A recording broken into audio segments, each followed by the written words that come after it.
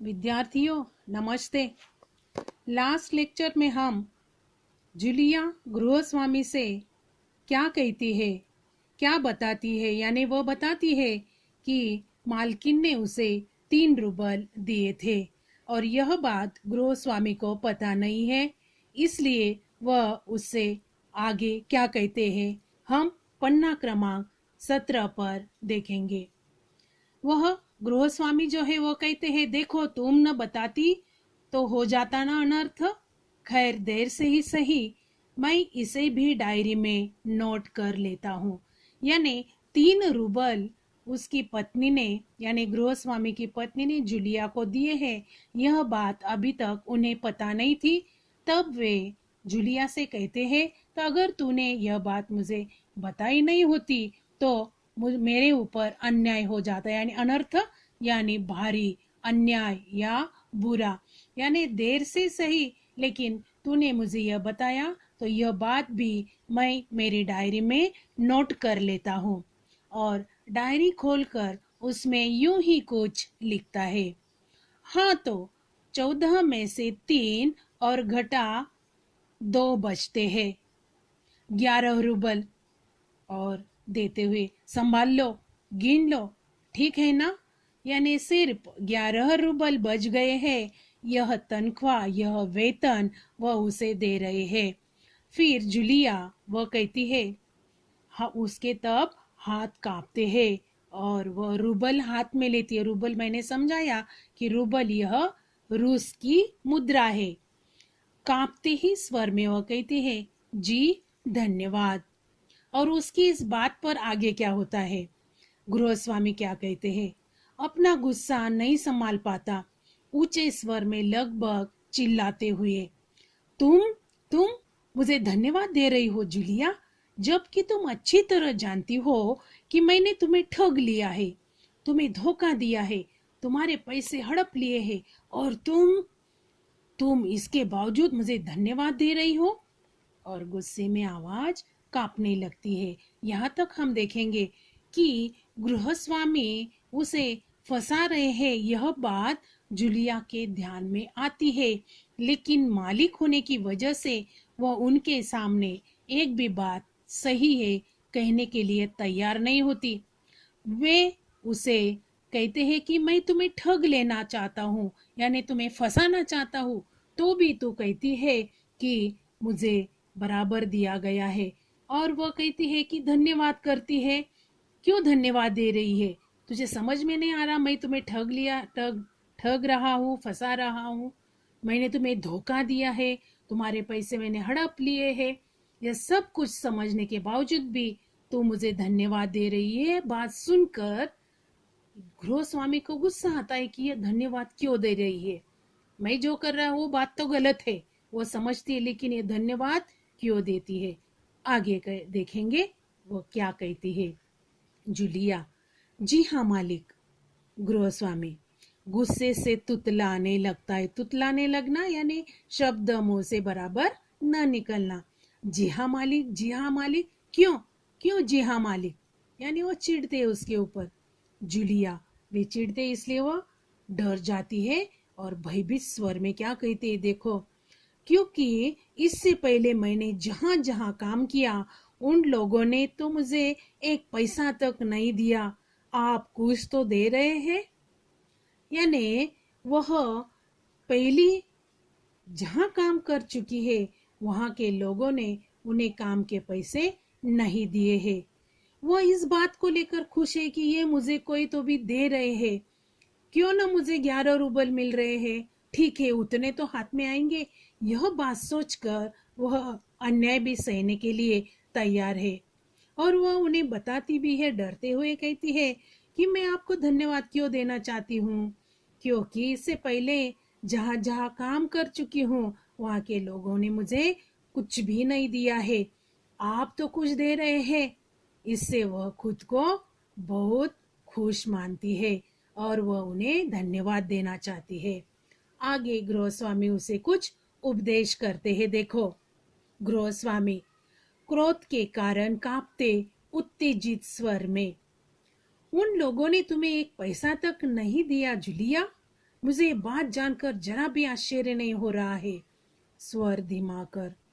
Julia, मुझे इस बात के लिए माफ कर देना कि मैंने तुम्हारे साथ एक छोटा सा क्रूर मजाक किया।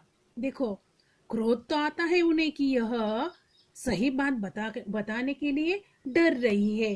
यह डरपोक है। यह धैर्य के साथ कुछ भी नहीं कर सकती है। यह बात उन्हें पसंद नहीं है। वह कहते हैं कि उन लोगों ने तुम्हें पैसा नहीं दिया। यह बात जानकर मुझे थोड़ा भी आश्चर्य नहीं हो रहा है। मुझे तेरा गुस्सा आता है। वो फिर बात करते करते जो क्रोधित स्वर था वे थोड़े से धीमे स्वर में कहते हैं कि जूलिया, मुझे इस बात के लिए माफी कर देना कि मैंने तुम्हारे साथ एक क्रूर यानी निर्दयी जैसा मजाक किया है, यानी तेरी चेष्टा मैंने की है। पर मैं तुम्हें सबक सिखाना चाहता था। यानी शुरू से लेकर अब तक जो कुछ भी हुआ है यह सबक सिखाने के लिए किया गया है। अब पता चल चुके हैं। और फिर देखो जूलिया, मैं तुम्हारे एक पैसा नहीं मारूंगा। और जेब से निकाल कर एक पैसा नहीं मारूंगा, यानी एक पैसा भी तेरा मैं कट नहीं करने वाला। तेरी तनख्वाह मैं तुझे पूरी की पूरी दे दूंगा। और जेब से पैसे निकालते हैं। ये है तुम्हारे 80 रूबल। 2 महीने उसने काम किए हैं। 40 रूबल वो पहले ही कहती थी और वे कहते थे कि 30 रूबल नहीं, तो 40 रूबल के हिसाब से 2 महीनों के होते हैं 80 रूबल। आगे देखेंगे। 80 रूबल मैं अभी इन्हें तुम्हें दूंगा, लेकिन इससे पहले मैं तुमसे कुछ पूछना चाहूंगा। वे उससे कुछ बात करना चाहते हैं, पूछना चाहते हैं। जूलिया, क्या ये जरूरी है कि इंसान भला कहलाने के लिए इतना दब्बू, भीरू और बोधा बन जाए कि उसके साथ जो अन्याय हो रहा है उसका विरोध तक न करे? यानी जूलिया का स्वभाव जानकर वह किस स्थिति से गुजरती है, वह उनके सामने कैसा बर्ताव करती है। वे ही उसे प्रश्न करते हैं कि जीवन जीते समय मनुष्य को अन्याय क्यों सहना चाहिए, क्यों अन्यायी बनना है, क्यों डरपोक बनना है। अच्छा बनने के लिए इन गुणों को होना आवश्यक है क्या कि मनुष्य को दब्बू यानी डरपोक, भीरू, डरपोक यानी दूसरों के बोझ के नीचे दब कर रहना, अन्याय सहना, विरोध तक नहीं करना, ये बातें अच्छे के लिए, अच्छे होने के लिए, भला होने के लिए अच्छी है क्या? बस खामोश रहे और सारी ज्यादतियां सहता जाए। यानी जो कुछ भी हो रहा है, भला आदमी बनने के लिए सब कुछ बातें तुम्हें सहनी चाहिए, ऐसा इस व्यक्ति के लक्षण ठीक है क्या? वह उन्हें बताते हैं, नहीं जूलिया, नहीं। इस तरह खामोश, खामोश यानी चुप, मौन, खामोश रहने से काम नहीं चलेगा। यानी वह उसे बोल्ड बनाना चाहते हैं। उसका दब्बूपन, उसका भीरूपन वे निकलना चाहते हैं। वे उसे धैर्यवान बनाना चाहते हैं कि वे कहते हैं, नहीं जूलिया, खामोशी ठीक नहीं है। और फिर यह खामोशी, मौन से काम नहीं चलने वाला। अपने को बचाए रखने के लिए तुम्हें इस कठोर, क्रूर, निर्मम और हृदयहीन संसार से लड़ना होगा।